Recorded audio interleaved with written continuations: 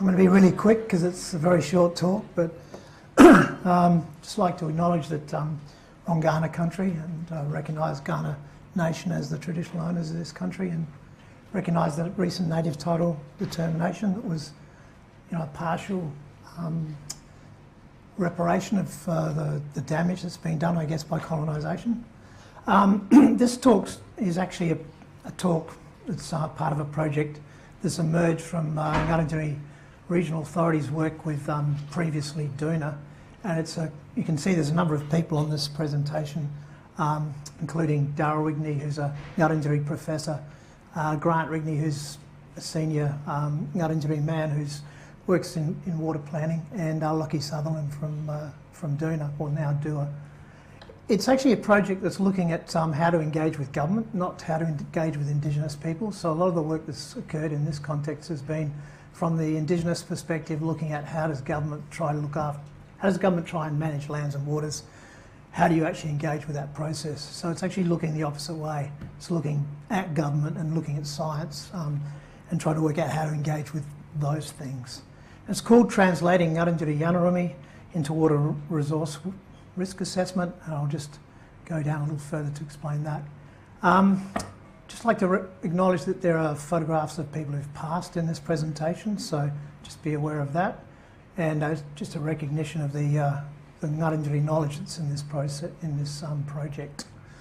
Now, it's a project that's funded by Goida Institute for Water Research, so it's taken a long time to get Indigenous research priorities funded by government, which is an important part of this process. So Indigenous nations have research priorities and they want to have research done towards those priorities. This is one of those kinds of projects. It's emerged out of the CLIM program. It was funded by the federal government, and it's a project that's trying to identify a gap that the state government have in water planning in compliance with the Murray-Darling Basin Plan.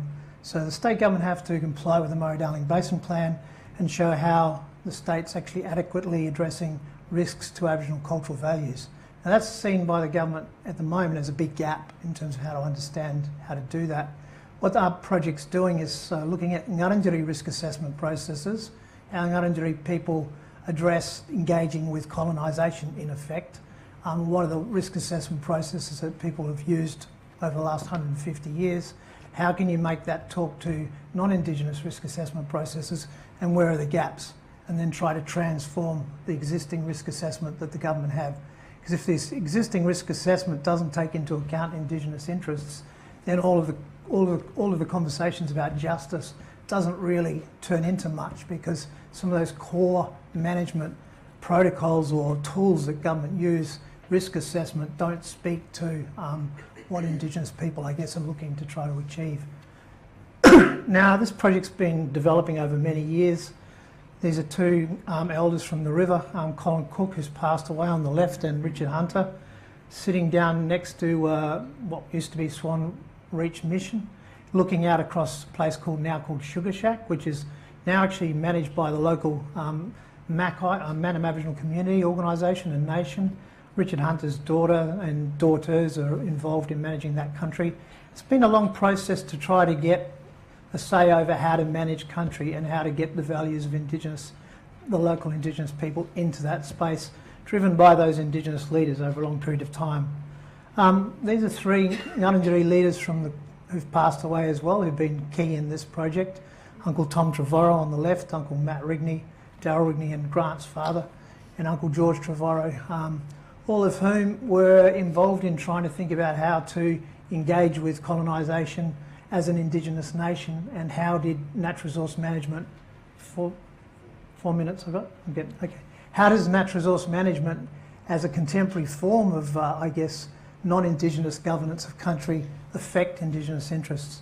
Now, they're standing in front of a burial site. They're reburying old people who were taken from burial grounds by scientists back in the early 1900s, put into museum institutions because Aboriginal people were seen as kind of the missing link. Some were collectible by scientists. So part of that process of healing country for Indigenous leaders goes right to the point of getting bodies back from museums and other scientific institutions. So So part of that, I guess, if you're thinking it through, is that people are trying to bring back the bodies of old people, but also the body of country. So if Ngarrindjeri people or Indigenous people speaking as country want to speak lawfully as country in a context where they're not being heard, what do those leaders have to think about to try to actually engage with those processes they're dealing with? Water planning, Murray-Darling Basin Plan, natural resource management. And what Ngarrindjeri did was put together something like a healthy country plan, but it's called a Yalawarui plan, which is a vision for country, which was put together by leaders and elders to try to think about how to engage with natural resource management as it was emerging. At the back of that document, it has a declaration of dominion. So it actually states that Ngarrindjeri people are sovereign in their country, and they haven't given that up, and that's still part of a negotiation needed through perhaps treaty processes. So it's actually a cooperative document, but it's also a strong political statement, which is at the heart of what needs to be done in think about risk. You know, if you're going to engage with scientists and natural resource managers, what are the risks for you as a nation and the health of your lands and waters and your children? How do you actually construct the way you engage? So they're the kinds of questions. Now, there's been a number of, out of the Murray Futures program, there was resourcing for an ongoing process called Ngarrindjeri Yannarumi Agreement task force meetings based around a formal agreement with the state, which brought natural resource management people and scientists and Ngarrindjeri together to start to try to plan jointly around country and water management. It's not in place at the moment. There's been a bit of a shift and a change.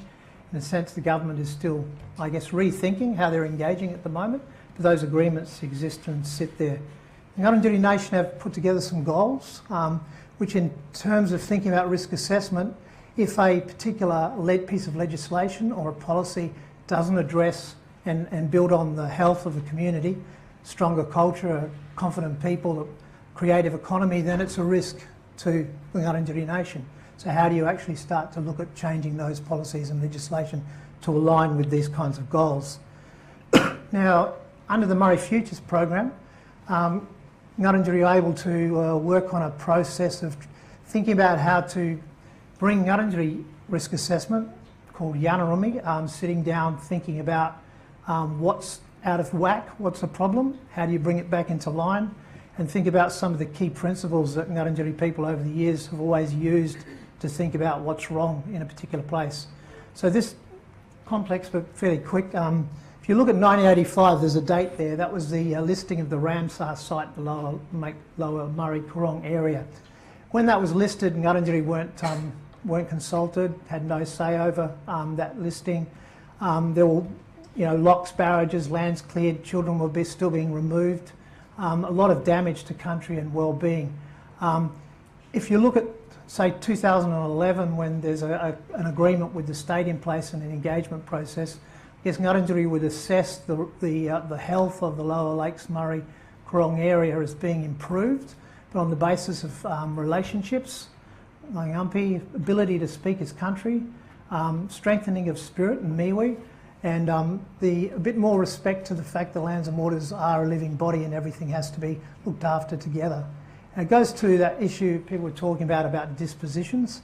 The government needs to actually, and those who work within government, be disposed to the rights and interests and needs for justice that Indigenous peoples have and the different philosophies and ways of being that people have. What we're trying to do in this project is think about the risk assessment planning process in water and how does a Ngarrindjeri risk assessment process talk to that, and then think about how we can modify it. So that's what we're working on. Okay. Thank you very much, Steve.